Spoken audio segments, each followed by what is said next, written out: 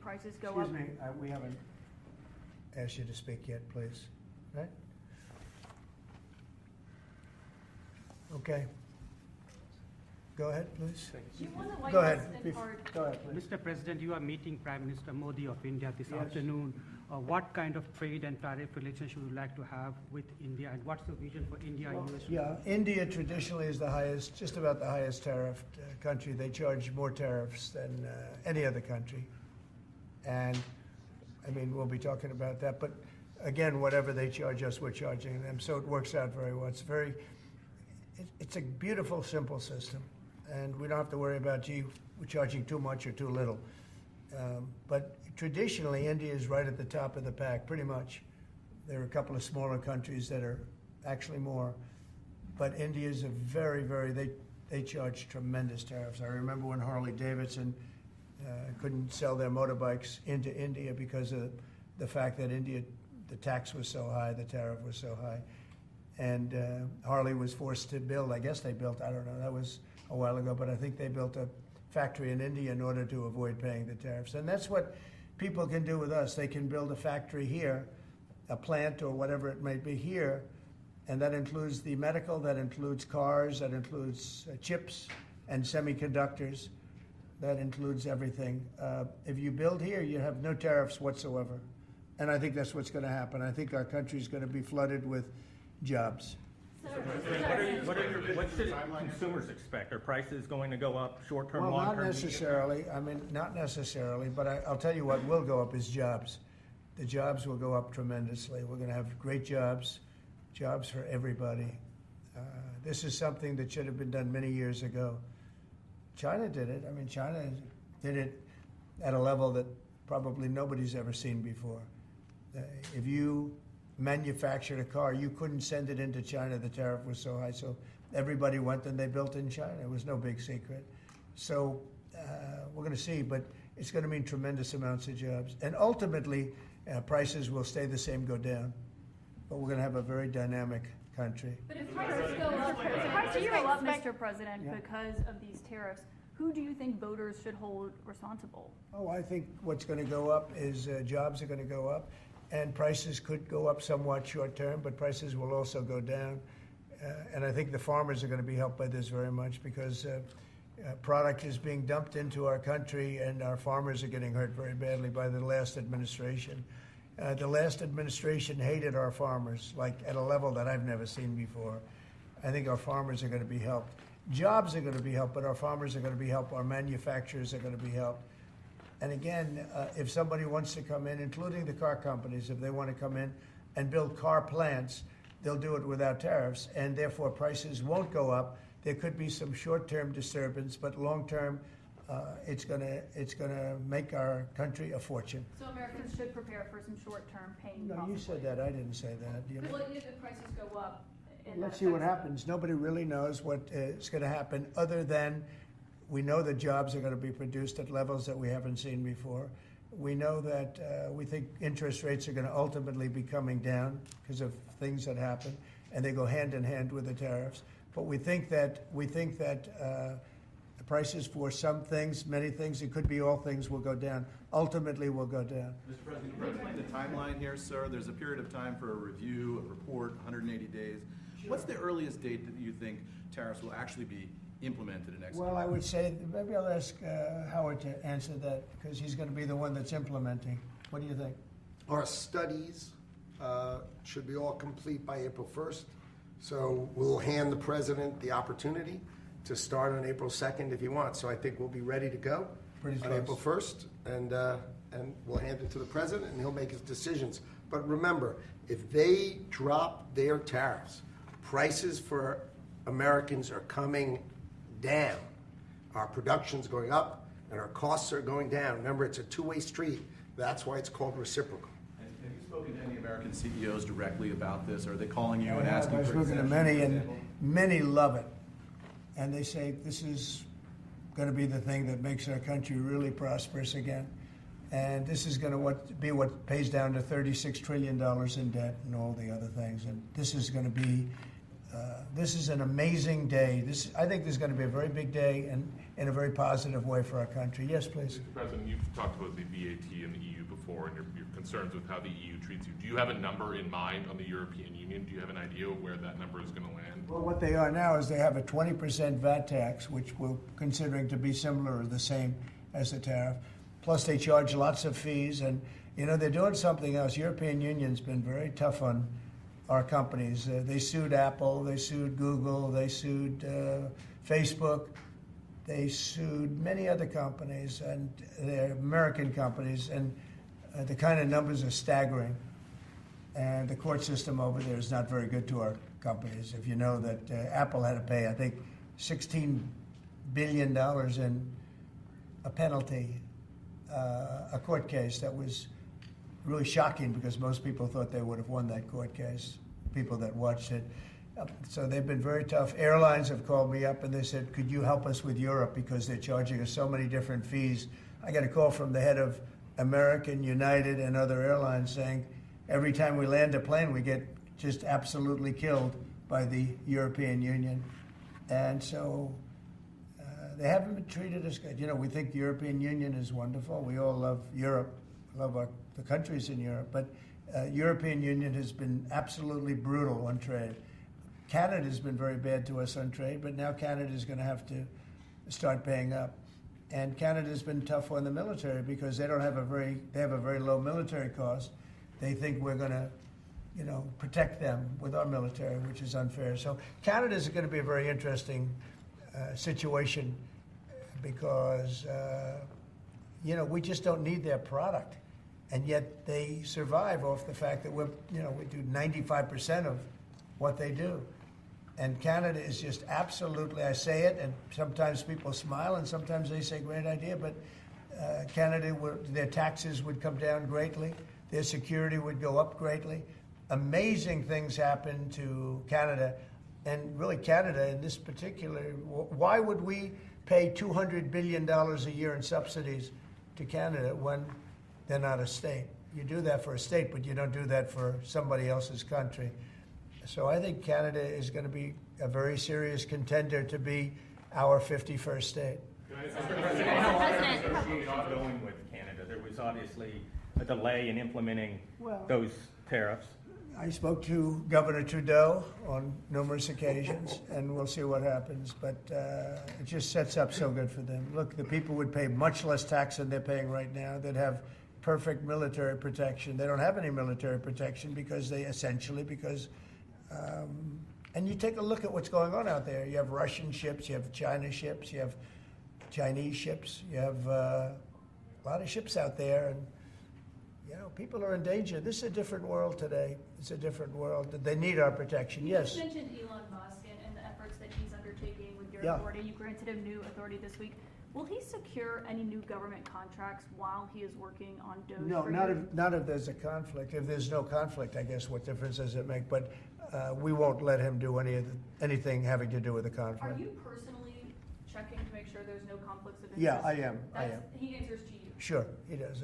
First of all, he wouldn't do it, and second of all, we're not going to let him do anything where there's a conflict of interest. Mr. President, your negotiations with the EU there's discussions ongoing already. How quickly do you expect that you'll hear back from them about any of these other measures? I can't tell you, yeah. The EU's been very nasty. It's just been, they haven't treated us properly. Look, we were great to them on NATO. Essentially, it's a similar group of countries.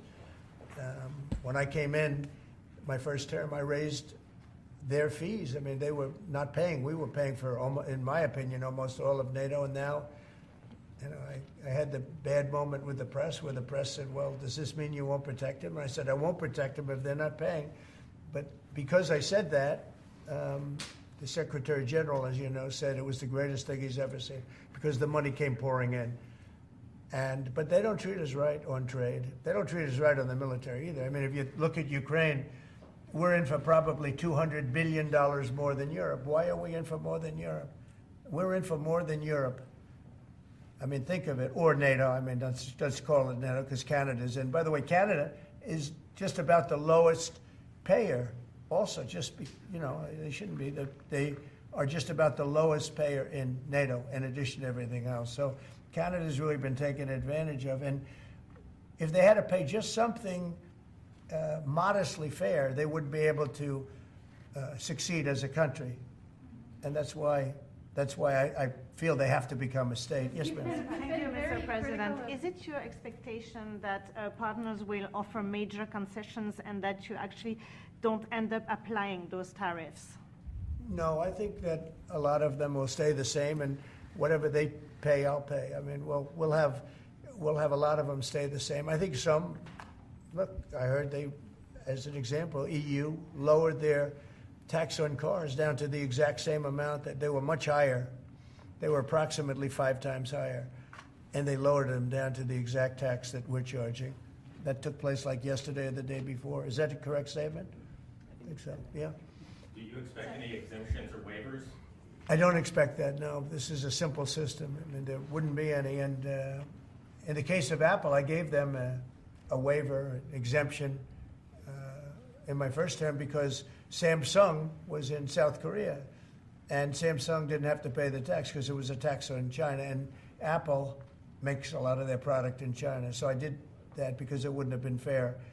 But now this applies to everybody across the board. This is a much simpler way of doing it, much better way. Did you, you had that major call yesterday with President Putin of Yeah. Russia. President Zelensky responded today basically saying any agreements they won't accept unless they're made with Ukraine. Will Ukraine have a seat at that table for those Of negotiations? course they would. I mean, they're part of it. We would have Ukraine, we'd have Russia, and we'll have other people involved too. A lot of people, a lot of forks in the, a lot of forks in this game. I'll tell you what, this is a very interesting situation, but the Ukraine war has to end. The young people are being killed at levels that nobody's seen since World War II, and it's a ridiculous war, and it has to end. We had a good talk with President Putin. I had a good talk with President Zelensky, very good talk. And somebody said, oh, I should have called Zelensky first. I don't think so. I mean, we have to find out whether or not Russia wants to make a deal. I know that Zelensky wants to make a deal because he told me that, but I now know that Russia wants to make a deal. Did you ask Secretary Hegseth to walk back his comments yesterday saying Ukraine won't join NATO and won't go back to pre-2014 No, borders because no, those I are didn't, no. bargaining chips you could use? No, I didn't. Somebody told me to, but I thought his comments were good yesterday, and they're probably good today. They're a little bit softer, perhaps, but I thought his comments from I thought his comments yesterday were pretty accurate. I don't see any way that a country in Russia's position could allow them, just in their position, could allow them to join NATO. I don't see that happening. And long before President Putin, Russia was very strong on the fact that I believe that's the reason the war started, because Biden went out and said that they could join NATO, and he shouldn't have said that. As soon as he said that, I said, you know what?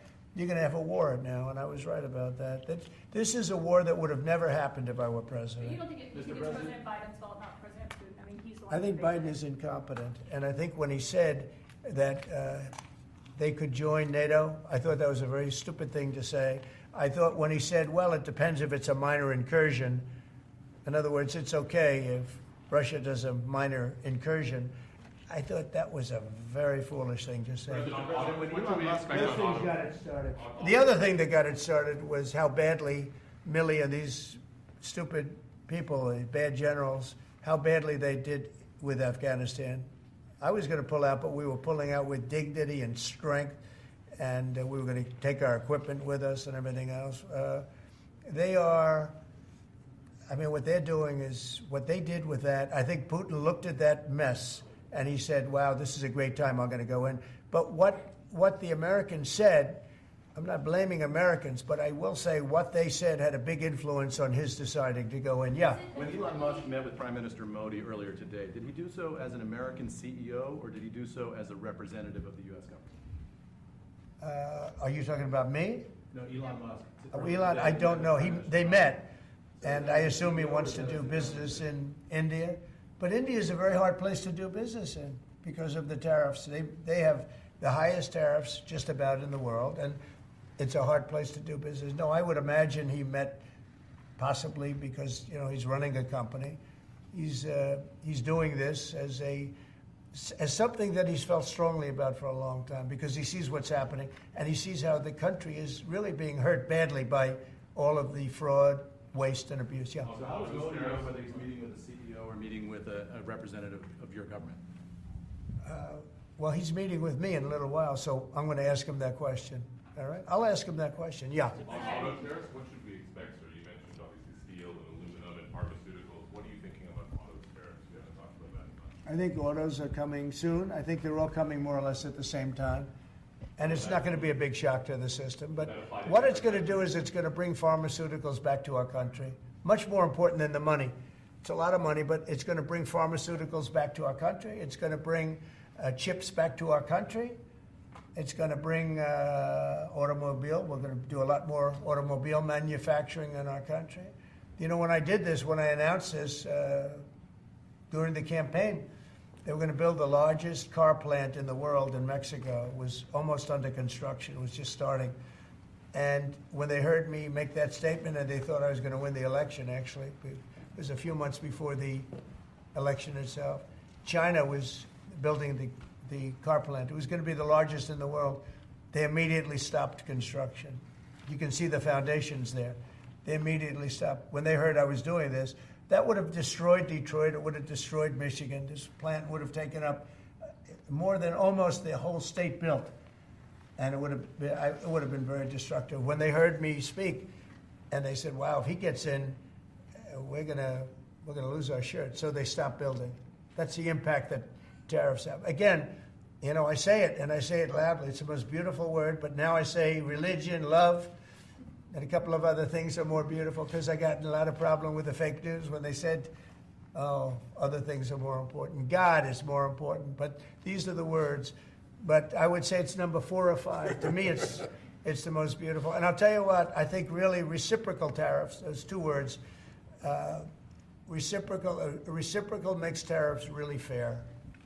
Honestly, I mean, no exemptions, right? It would be all auto imports? Any exemptions, no, because you don't need to. With reciprocal, you don't need to. Mr. President, is Gavin Clegg just arrived at the IRS? Fox Radio. Do you have a update on the TikTok negotiations? And Yeah, kind of we have a like lot of that people. Timeline's running out, isn't it? Sure, well, I have 90 days from about 2 weeks ago, right? And I'm sure it can be extended, but let's see. I don't think you'll need to. We have a lot of people interested in TikTok, and I hope to be able to make a deal. I think it would be good. You know, people have learned it's very popular, and we'll have to probably get approval from China to do it. But we have a lot of people that are interested, and a lot of people, I think China will be interested because it's to their benefit too.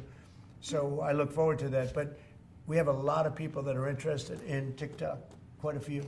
Mr. President, Doge workers arrived today, Gavin Clegg and others arrived today at the IRS. Do you expect to close the IRS, or what are you expecting? No, I don't expect it, but I Someday. think that the Internal Revenue Service will be looked at like everybody else. Just about everybody's going to be looked at. So it's they're doing a hell of a job. It's an amazing job they're doing. And you know, that force is building. I call it the force of super geniuses, but it's building. And you know, they go up and they talk to some of the people about certain deals, and the people get all tongue-tied. They can't talk because these people get it. They're very smart people. We need smart people. Yes, Brian. On tariffs, sir. Yeah, Brian. Yes, sir. Mr. President, I know that during the campaign, it was huge in Pennsylvania as far as bringing back manufacturing. Have you talked to any CEOs since the tariffs were announced on steel and aluminum? What's the feedback from those guys? They are in love with it. As you know, in Pennsylvania, U.S. Steel is through the roof. They're all through the roof. That's why I didn't want U.S. Steel to make a deal with Japan or anybody else. I think it's going to do great. But I think maybe more than anybody else, the steel companies and aluminum companies, they're in love with what's happened. And this will eventually be the car companies and chip companies. We have to have chips made in this country. Right now, everything's made in Taiwan practically, almost all of it, a little bit in South Korea. But everything, almost all of it is made in Taiwan. And we want it to be made. We want those companies to come to our country in all due respect. You know, they took the business away. Taiwan took our chip business away. We had Intel, we had these great companies that did so well, and it was taken from us, and we want that business back. We want it back in the United States. And if they don't bring it back, we're not going to be very happy. You Sir, on mentioned tariffs, are you- pharmaceuticals as well, in China. That's national security to bring that back. Yeah, China and other places. We want to get the pharmaceutical and drug business back into the United States, where it should be, right? Sir, on tariffs, are you concerned that the countries that would be most affected, like India, would just shift their trading to China? No, I'm not concerned about anything, really. I mean, I'm just doing what's fair. This is a very fair thing. This should have been done a long time ago. I would have done it, but then COVID hit. I was getting ready to do this years ago, and first term we had the most successful economy in history, and then COVID hit, and this was going to be the thing that I was most waiting to do, but it was awfully hard to do this with Italy and France and Spain, and all those people were dying, and then we put tariffs on. See, I have a big heart. Sir, on Ukraine, when Putin says that he really wants peace, do you believe him? Yeah, I do. I believe he wants peace. I believe that President Putin, when I spoke to him yesterday, I mean, I know him very well. Yeah, I think he wants peace. I think he would tell me if he didn't. I'd like to see peace. Do you trust President I Putin? believe that, I believe that he would like to see something happen. I trust him on this subject. I think he'd like to see something happen.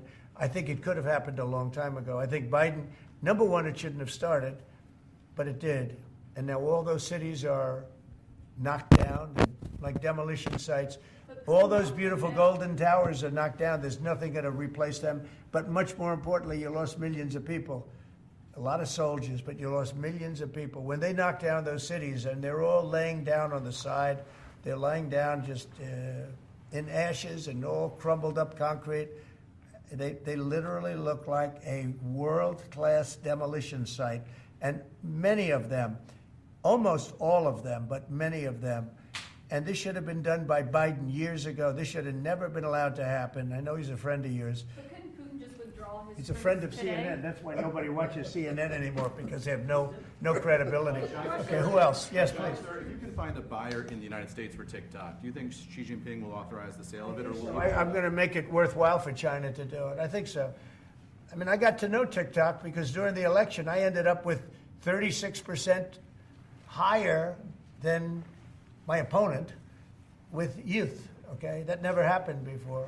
That's always been a Democrat thing, youth. It became a Trump thing. And I think TikTok, Joe Rogan was a part of it. Some of the great people that I did interviews with were a part of it. But I think that TikTok was I think it was a big part. Look, as you know, we were up by 36% with youth. The Republican was never up with youth. And I focused on TikTok, and I found it to be amazing, actually, and very fair. And I think the image of TikTok is different than it was before the election. I think people saw it, and they view it as a positive, not a negative. I think it'll be to China's advantage to have the deal be made, yeah. How much money do you think you'll raise from tariffs on an annual basis? That's the most interesting question. I think it'll be a staggering amount. It will be I call it the External Revenue Service. That was a name that was devised by a few of us, but I think it's going to be a staggering amount. We've heard the number 1 trillion floated in meetings with senators. Is that a number you've thought of? I don't know, but already the Senate's saying, well, wait a minute. They're looking at some of the numbers and they're saying, whoa, look, we want to, I say America first. I say make America great again. That's what we're doing. I think it's the most important thing I've signed. I've signed some very important things. Right to try was so important. I mean, a lot of important things. Space Force, the biggest tax cuts in history. This could be one of the most important things that we've ever signed. Do you expect the Russians and President Putin to attend the summit in Saudi Arabia? Eventually, yeah. Not quite yet. It's a little early. They're having a meeting in Munich tomorrow. Russia is going to be there with our people. Ukraine is also invited, by the way. Not sure exactly who's going to be there from any country, but high-level people from Russia, from Ukraine, and from the United States. Do you want to have Russia back to the G7, sir? I'd love to have them back. I think it was a mistake to throw them out. Look, it's not a question of liking Russia or not liking Russia. It was the G8, and I said, what are you doing? You guys, all you talk about is Russia, and they should be sitting at the table. I think Putin would love to be back. Obama and a couple of other people made a mistake and they got Russia out. It's very possible that if that was the G8, you wouldn't have had the problem with Ukraine. And if I was president, you definitely wouldn't have had the problem with Ukraine. Russia would have never attacked Ukraine. But you ask a very good question, the G8. It used to be the G8, and then these people threw them out. And I was arguing with Trudeau and with numerous of the people. Actually, Prime Minister Abe, a great man from Japan, agreed with me 100%, and some of the others did too. But I got there, it was the G7, as you know. They had already been terminated. I think it would have been very helpful, and it still would be helpful to have Russia be a part of that mix. And I think if they were, I don't think you would have had the problem that you have right now. Russia Kicked them is out, part course, of the because G20. They kicked them out, of course, because they illegally annexed Crimea. I mean, how would you have responded if Russia invaded or Well, took over? they took Crimea during Obama. They took, well, now they're looking to take the whole thing. Then they took a big chunk of land and people, as you know, during Bush. And now they're trying to take the whole thing during Biden. You know, the only one that didn't give them anything is Trump. They never took anything with Trump, nothing, not 2 inches of property of land. But Crimea was Obama. And then Bush gave them a lot, if you remember. And then, in fact, it's a sort of a standard little phrase, and Biden's giving them everything because this is a war that shouldn't have been had. And the only one that didn't give them anything is Trump. It's just the way it is. What's your message from Wall Street about these tariffs? So there's been some nervousness on Wall Street about the impact. So. I mean, there hasn't been very much, and I think it's going to make the United States stronger, and in many ways it could make other countries stronger too. You know, other countries want to have a strong United States. They want to have a strong America. And I think it's going to make us very, very strong, much stronger. And we have a lot of work we're doing on the military. Our military already, I've authorized some contracts to be built that are very substantial. We're building the greatest equipment in the world. We have the greatest military equipment in the world. We're building it. At some point, when things settle down, I'm going to meet with China, and I'm going to meet with Russia in particular, those two. And I'm going to say, there's no reason for us to be spending almost $1 trillion on military. There's no reason for you to be spending $400 billion. China's going to be at $400 billion. We're at $1 trillion. We're going to be at close to $1 trillion. And I'm going to say, we can settle this on, we can spend this on other things. We don't have to spend this on military because, and I'm going to be meeting with China. You know, we were trying to de-escalate nuclear, and I was in a position where Russia had agreed and China had agreed we were going to start, and then we had a rigged election, so that never took place. But this one was too big to rig. We won by so much that it was too big to rig. You want to do the China meeting in the United States, or would you travel to China for that? For what? The China meeting. I tell people all the time, you know, the question is who's going to have the first meeting, where are you going to, I say this to Putin, to President Xi, I say to everybody, never bothered me, you know, I'm willing to say I'll go first. It doesn't matter. It's the end result that counts. So it doesn't make any difference. When do you want to have a conversation about global defense spending, you, China, Well, Russia? I'd like to have that, as soon as things settle down, I'm going to have that conference, primarily with China and Russia, because those are the two that really are out there. And we're going to have them spend a lot less money, and we're going to spend a lot less money. And I know they're going to do it. They agreed to it. We were talking about denuclearizing, and President Putin and I agreed that we were going to do it in a very big way. There's no reason for us to be building brand new nuclear weapons. We already have so many. You could destroy the world 50 times over, 100 times over.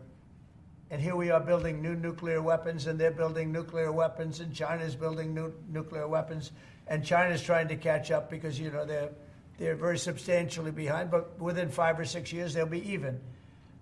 And we're all spending a lot of money that we could be spending on other things that are actually, hopefully, much more productive. Hopefully there'll never be a time when we need those weapons. If there's ever a time when we need nuclear weapons, like the kind of weapons that we're building and that Russia has and that China has to a lesser extent but will have, that's going to be a very sad day. That's going to be probably oblivion.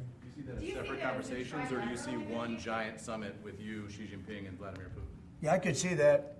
let things calm down a little bit. You know, when I left, we had no Middle East problem. We had no Russia going into Ukraine. They never would have done it. Putin never would have done it. And I came back and we got like the whole world is blowing up. So when we straighten it all out, then I want to have one of the first meetings I want to have is with President Xi of China, President Putin of Russia.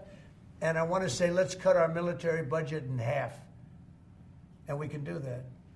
And I think we'll be able to do it. If Elon Musk identifies wasteful spending in the Defense Department, defense contractors and the like, are you willing to go after that spending as well? We have to go waste, fraud, and abuse. Yeah, and we're doing that. Could we, I'm just wondering about your conversations on defense spending. Would you want to do that as a trilateral, or would you use the existing body that also already includes China and Russia, the G20? No, it's the people. It's President Putin, President Xi. I don't need bodies. I don't need anything. It's people. It's all about people. It's about relationship and people. And, I've had a good relationship with President Putin. I've had a good relationship with President Xi. It's about people.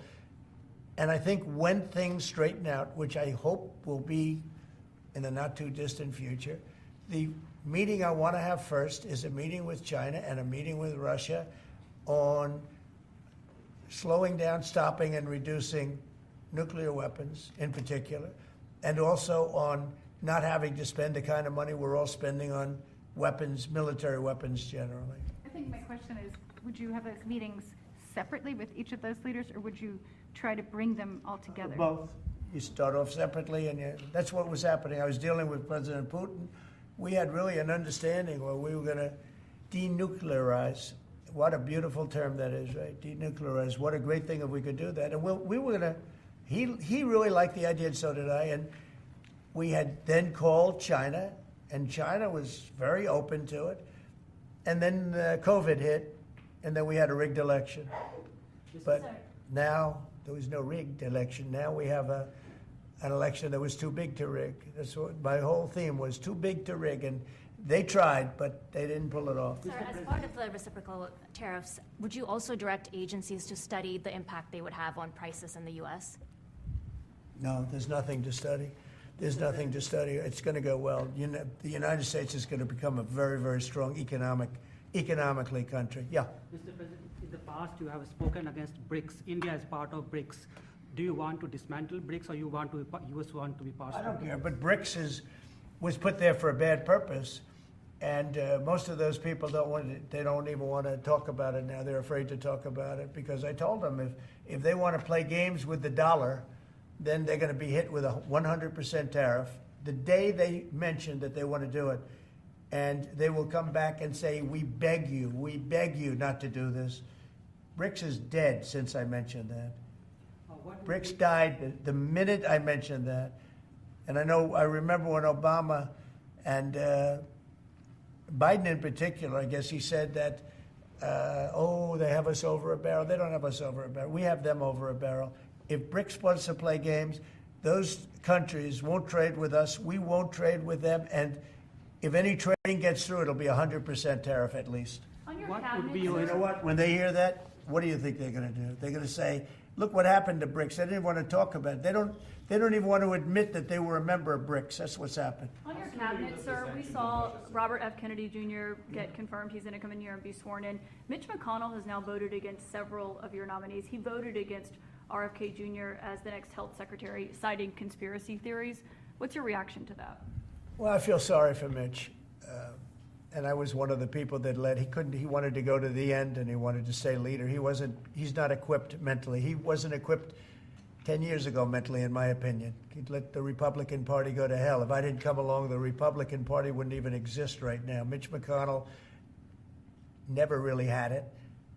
He had an ability to raise money because of his position as leader, which anybody could do. You could do it even, and that's saying a lot.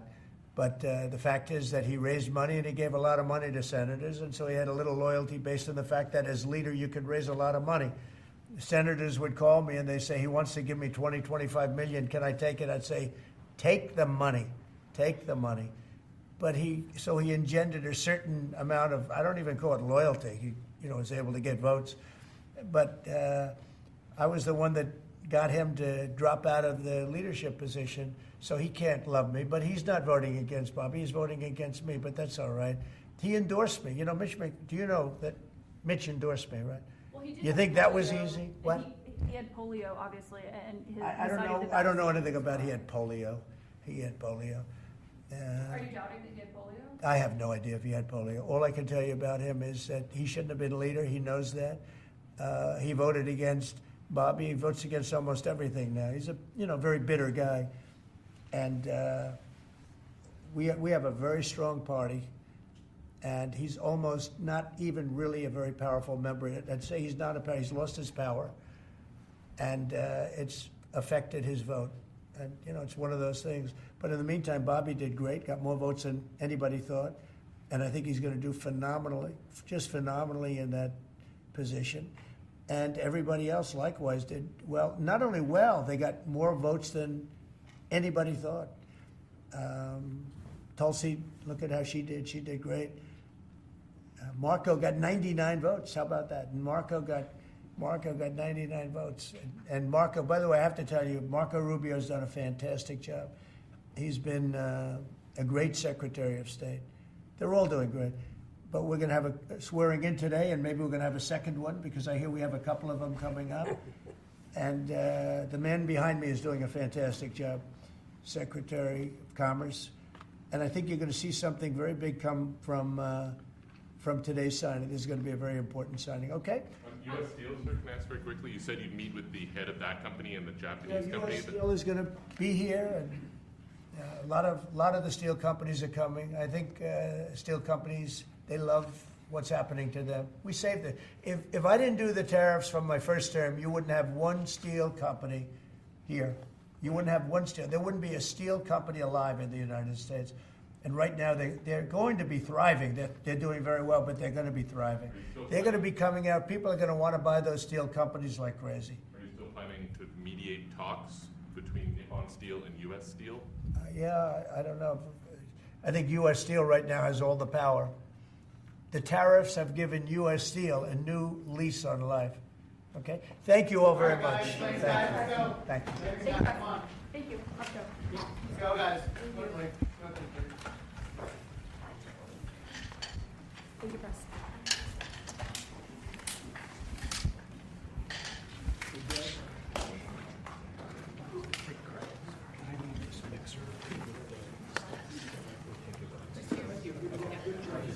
We leave the stage, right? Okay.